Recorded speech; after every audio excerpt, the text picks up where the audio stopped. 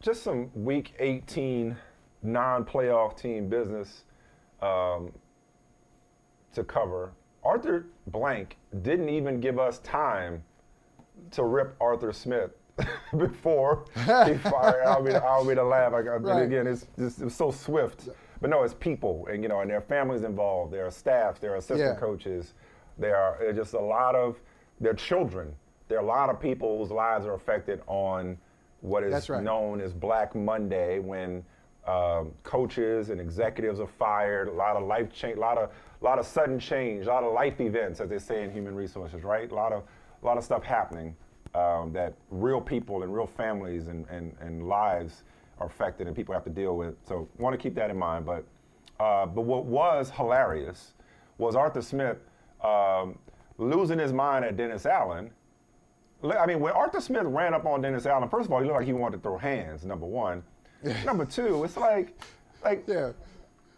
somebody come up on you like that, right? No, you can't get. I don't let people get that close to me. No, absolutely not. That's you've already lost if somebody gets that close to you. I mean, he walked up on him with intentions. But it's like, because the first thing I gotta say, if I'm Dennis Allen, even though God bless Dennis Allen. Dennis Allen, good man, clearly. Because, if you walk up on me like that, my first reaction is, the you think you talking to? That's number one. Hold on. Hold on, man. That was too much. Even if Dennis Allen later said, I understand why he's upset. Hey, hold on. Look at this. He walking up like he about to beat his ass. Yeah. And Dennis Allen real calm about it. Congrats to Dennis Allen for keeping his composure. Arthur Smith did not have a leg to stand on in this situation. Okay? It's professional football. Game's still going on. Maybe Arthur Smith would have taken a knee in the same situation. Maybe in most occasions, the book says to take a knee. In this instance, okay, so what? They want to give, people are going for all kinds of incentives in Week 18. They want to give a very popular locker room guy in Jamal Williams an opportunity to score his first touchdown of the season. I remember you and I had an argument. It was different circumstances, and I don't think I'm contradicting myself, because to me it was way more trivial. Do you remember when the Ravens they ran a play at the end of a game in order to extend the streak, get that record that nobody has thought about or referenced until just now? The record for consecutive games with 100 yards rushing by a team. Rushing. And I was like, why even risk it for that? To me, that's different than players going rogue, which to me, Jameis Winston and the players are the heroes here. That was very Mox from Varsity Blues-ish. Anybody got a problem with window punching one in the end zone? It's like they wanted to get their popular teammate his first touchdown in the season. So, but just like that Ravens-Broncos situation, we'll worry about our house, you worry about yours. Because unbeknownst to you, in a couple of hours, you'll be former Falcons coach Arthur Smith. Listen, Michael, I'm so bothered by this story on many levels. Number one, for Arthur Smith, do not burden me with your values. Don't burden me with your values. Don't burden me with your insecurities. Don't burden me with how you coach your team. You coach your team. You would have done something different. I should go on a t-shirt. Don't burden me with your values. Don't burden me with that. Okay, that's what you would do. I respect it. Fine. That's what you would do. Secondly, Jameis Winston was right. So Winston says, hold on. If we had returned the pick six for a touchdown, would that have been disrespectful? It was a pick six. He had a pick six. Was Honey Badger supposed to slide and avoid scoring a touchdown? He stopped. He ain't. Hey, Arthur, I hope you know this. And I'm sorry, but I'm not even talking about the job thing now. He ain't slide for you, Arthur Smith.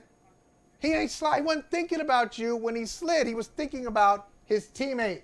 Hey, we can do something special here. I don't need to score here. It was actually a very unselfish move from the Honey Badger. I can score here. Was that intentional? But I'm was that intentional? I thought he just ran out of gas. I don't think that was intentional. All right, maybe he ran out of gas. Yeah, I don't think in that Okay. moment he was thinking about the next play. I think it was strictly Okay, like whatever. the You ran call out of for a gas. knee. Anyway. Yeah. So they're at the 1 yard line. And I'm sorry, man. Dennis Allen, I got a problem with Dennis Allen too. I'm telling you, Dennis Allen, in exit, he may not survive either. Exit interviews, he may be out. I'm with the players after that performance, that post-game performance. Wait a minute. So the dude, as you say, Mike, dude rolls up on him like he want to throw hands at him, being very unprofessional and disrespectful in front of thousands of people, in front of my wife and everything, dog. Well, hold on, wait a minute, man. You talking to me like that, right? Yeah. Then Dennis Allen says, the players did it. Hey, man, who are you coaching? Are you coaching us? Are you coaching us? Are you on our side or are you on his side? That's a division rival. All bets are off. Divisional game, and points do matter. Now, I know this didn't have playoff implications for either team. Well, it kind of did in the beginning of the day for the Falcons. If the Buccaneers had lost, they could have won a division. Anyway, divisional games, points matter in the division. That's why when you run up the score, you should run up the score on your divisional opponents. You never know what that will come down to. Sometimes the tiebreakers come down to points. It's also Saints Falcons. I hate that whole. This is about Jamal Williams. You're right. Dennis Allen could have supported his player's decision.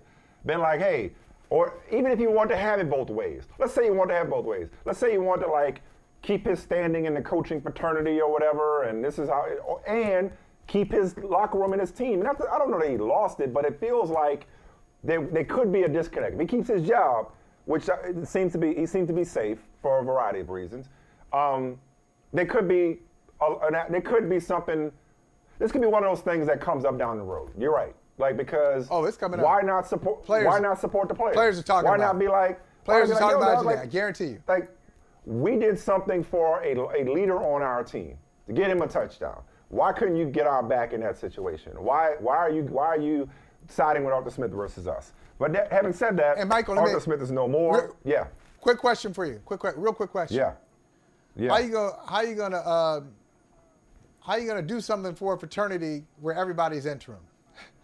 Everybody's an interim. Why are you concerned? Why are you concerned about a fraternity where everybody is interim? And who's the president of the fraternity? Even the greatest of them all. The greatest of them all. We've already talked about him, Bill Belichick. He may be interim.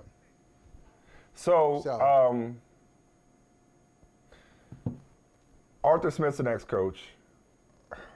I mean, we'll see if Arthur Blank and Rich McKay and Terry Fontenot get this one right. They need a coach, they need a quarterback. Ron Rivera's out, no surprise there. No surprise there is the Bob Myers, Rick Spielman consultation for Josh. What is that? What's going on? And then our boy David Tepper's using a search firm. So both of those I'm looking at and I'm saying like, y'all really don't know what y'all doing or who y'all want. Y'all make it up as y'all go along. You know, that Bob Myers, Rick Spielman thing is like, that Josh Harris. Y'all need more cooks in the kitchen. I'm gonna rely on my NBA sources and Bob Myers. And then I had heard that he was even got, that Daryl Morey was going to be a part of the conversation, not necessarily the general manager, but just kind of showing him how to set up a front office structure. Yeah, that's not a good sign. Sorry, Commanders fans. Already, I don't like the way this is starting. Hey, thank you for watching Brother from Another. If you haven't hit that subscribe button, go ahead and do that now. Don't forget, you can catch us 3 to 4 weekdays on PeacockTV.com and on Sirius XM Channel 85.